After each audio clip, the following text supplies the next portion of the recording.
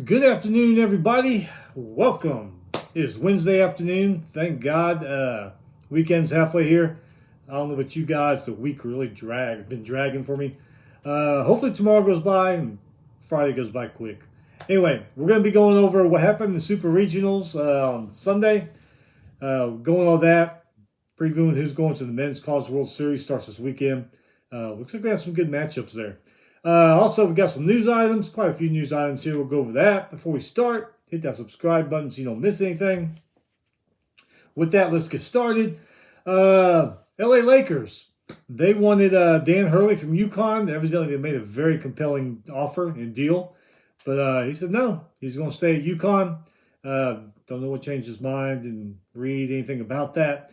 But he's going to stay at UConn, keep building that thing going. I mean, they've got a hell of a program. He's going to stay there, keep it going. All right. This is just a matter of time before this is going to happen, this whole NIL thing. 10 players from NC State's 1983 National Championship season basketball, remember, coached by Jim Valvano. They're suing the NCAA, seeking compensation for unauthorized use of their name, image, and likeness. I knew this was going to happen, and this is going to get the ball rolling. Watch, teams from 95 Nebraska football teams probably going to do it, and some of those badass USC teams from the past, they're going to do it now. Let's get the ball rolling here, and we're going to see a lot more of these lawsuits. I knew NIL, these players, yeah, they deserve money, but this whole NIL thing is just really screwing things up, and now we're going to see, we're going to see more of this coming up. Teams from the past suing the NCAA now. Don't know what's going to happen in those court cases. Judge might say, that was 40 years ago. Throw it out. But, yeah, this is going to get the ball rolling. Just watch. Hey, South Carolina, they hired former LSU baseball coach Paul Mainieri. Mainieri is 1,501 wins, 775 losses, and 8 ties in 40 years. LSU won 4 SEC championships and the 2009 National Championship in baseball. Won the Big East 4 times when he was the baseball coach there at Notre Dame. So he's going to go to South Carolina. Remember, he stepped down because of health reasons from LSU.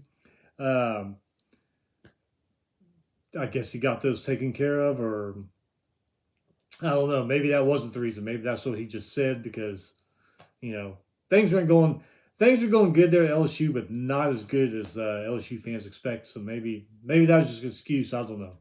But anyway, he's back. South Carolina, can't wait to see how they do under him. I always thought he was a great coach. Some sad news here. Former Georgia Tech athletic director Homer Rice passed away at 97 years old. He was the AD there at Georgia Tech from 1980 to 1997. Some of the notable hires under him were basketball coach Bobby Crimmins, football coach Bobby Ross, who won a national championship in Georgia Tech in 1990. They actually split it with Colorado, when they used to do the old UPI and AP polls. Split it, but still won the national championship. And George O'Leary. George O'Leary had great success there at Georgia Tech. Man, those late 90s teams of George O'Leary, really good. Remember Joe Hamilton and all them? Man, really good. And then he left and kind of turned out he lied on his resume at Notre Dame. And I don't know what he's doing now. He may be coaching now. Anyway, he was a good coach. Baseball coaches Jim Morris and Donnie Hall. He also hired those. Under Homer Rice, Yellow Jackets won 16 ACC championships in 5 sports during his time. Like I said, won the national championship of football in 1990. Also went to the Final Four, the basketball team, in 1990. So, man, prayers to him, his family, his friends, and all his co-workers. 97 years old. I hope I can make it to 97, but to be honest with you, the way I lived my life earlier, probably doubtful, but, who knows. The other bit of, it's kind of bittersweet, I guess. Virginia, they started memorial scholarships funds in the memory of those football players who were murdered a couple years ago. Devin Chandler, Laurel Davis Jr., and Deshaun Perry shot and killed by, wasn't it like a former teammate in 2022? Anyway, Virginia's going to set up scholarship funds in their names. So that's a great thing to do. It really is. Keep their memory alive. Things, sometimes I've bad. I was talking about this with a friend the other day. Something bad happens to you or some kind of tragedy. Sometimes some good stuff does come out of that. Sometimes it doesn't, but in this case, they're setting up a scholarship fund in their memory. So that's a good thing there for Virginia. And the last bit of news we got here: former University of Washington basketball coach Mike Hopkins. He has agreed to a deal to become an assistant for the Phoenix Suns. So there you go. All right, let's get back to step back a little bit to Sunday to the Super Regionals. A lot of teams wrapped it up. Actually had a game wrap up on Monday night too, so we'll go over that. So in case you missed anything, Knoxville, Tennessee beat Evansville 12-1. When these regionals were announced, I said, yeah, Tennessee's just too good for Evansville. Won the first game. Evansville came back and won that second game. I was like, well, wait a minute. I still think Tennessee's going to win. I think they're going to win the third game, but I think it's going to be close because Evansville is a good team. I didn't think it was going to be 12-1 Tennessee, so I was wrong there. But anyway, they won 12-1, advanced to the Men's College World Series. Tennessee had 12 hits, 2 errors. Evansville, 6 hits, 2 errors. Vol Sechrist, 6 strikeouts, 9 total in that game for Tennessee. Evansville, they had 6 total strikeouts. Tennessee's Bargo and Moore hit 2 solo home runs each. Mick hit a 2-run home run. Stark hit a 3-run home run. Burke hit an RBI double. Tennessee to the College World Series. Lexington, I actually didn't know who's going to win this one because Oregon State's always been a good baseball program, and Kentucky really, really good this year. But Kentucky won. They go to the Men's College World Series. They beat Oregon State 3-2. They did it with 4 hits and 1 error. So something to say there. Oregon State, 2 hits, 2 errors. Kentucky's O'Brien, 5 strikeouts. More behind him had 4 strikeouts, 13 total between all the pitchers. Kmatz for Oregon State, 8 strikeouts. And then, how do you say his name? Kiljo? He had 4 strikeouts for the Beavers. McCarthy for the Wildcats, RBI double. Also had a sacrifice fly that resulted in a run. And he also scored on a wild pitch. So he had a hell of a game. Way to go, McCarthy. College Station Regional. Be honest about this one. Aggies are my team, but I wasn't sure. Aggies showed great baseball this year, and then there's other weekends they just went to sleep. And when I saw they were playing Oregon, I was like, oh crap. But hey, they prevailed, beat Oregon 15-9, go to the College World Series. A&M had 12 hits, 3 errors, but Oregon had 14 hits, 0 errors. Texas A&M, total of 7 strikeouts. Oregon had a total of 6 strikeouts in this game. Crazy, crazy game if you didn't see it or if you didn't hear about it. Oregon, they led 8-4, leading or hitting to the 7th. I was like, oh man, is it going to lose this game? This is going to come down to a game 3. Well, then A&M, they kind of took off with the advantage of Oregon's bad pitching. Scored 9 runs in the 7th. Highlighted by Kent, who hit a grand slam. But 5 A&M runs were walked in. Chef come back in the 8th and hit a 2-run home run to add to that. Oregon's Meggers hit a 2-run home run. Holloman had an RBI single and solo home run. Araz and Smith each hit solo home runs for the Ducks. But that bad pitching right there did Oregon in. Like we said, 5 runs were walked in. A&M had bases loaded for just about that whole inning. And then 8th inning, Schott came back, hit that 2-run home run, kind of sealed the deal.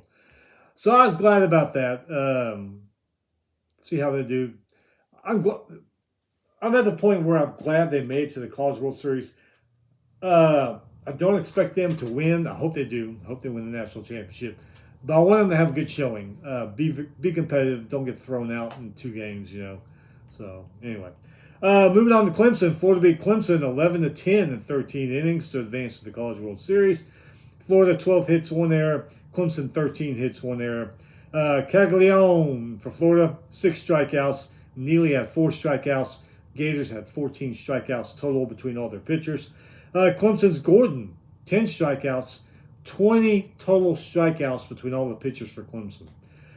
Caglione, Dene, Wilson all hit 2-run home runs for the Gators.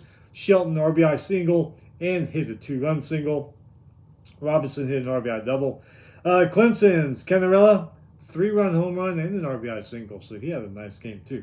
Athens, boy, this regional here, you just don't know. You just don't know what the hell's going to happen.